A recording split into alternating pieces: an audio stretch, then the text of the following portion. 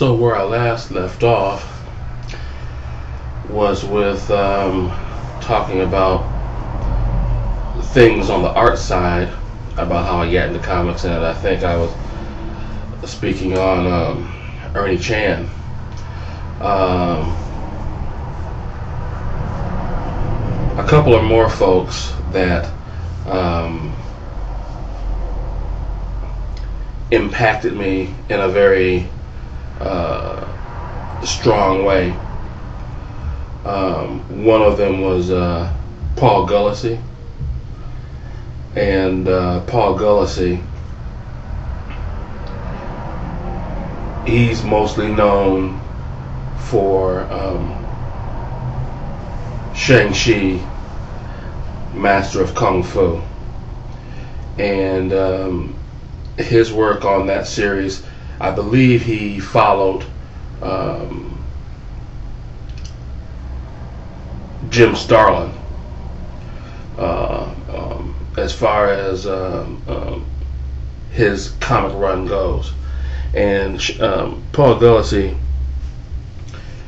in some ways, like Gene Colan, is very cinematic with how he draws things.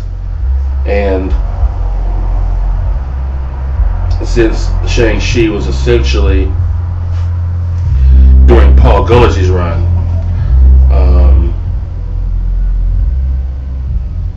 basically an espionage-ish type series, Paul was just ideal for that. He would have been the kind of guy that could have done a James Bond comic if James Bond was happening in anyone's comic company. But along with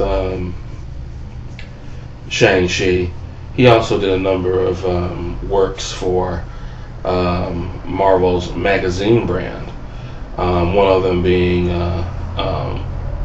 Bizarre Adventures, and even occasionally doing some stuff for DC.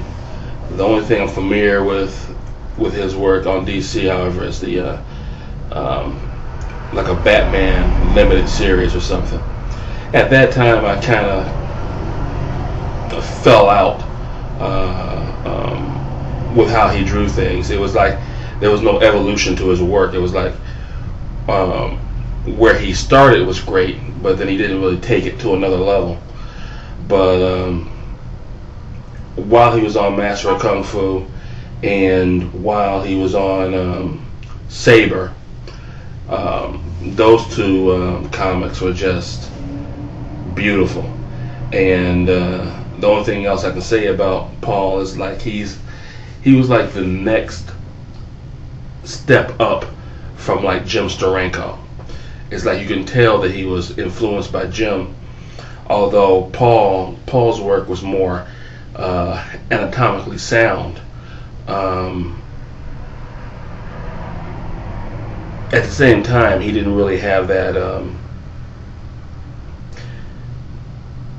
almost as if he was on LSD type of mindset that Steranko seemed to be on. But for what it was worth, I thought that Shang-Chi was just top notch.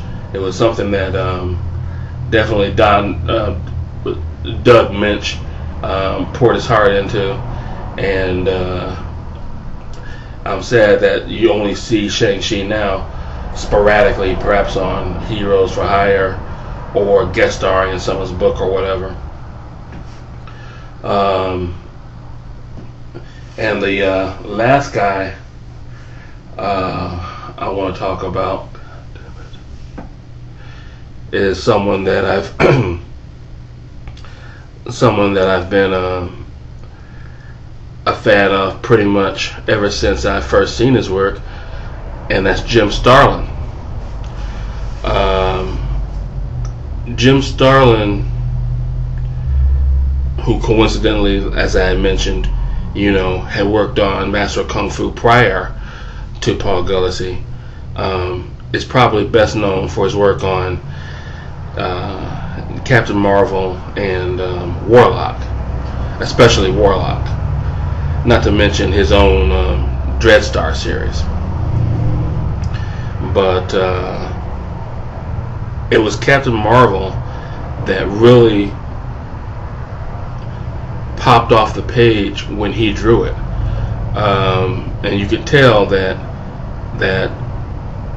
Jim was influenced by kung fu movies, because a lot of the positions that Marvel would be in would be those that were akin to martial arts poses. And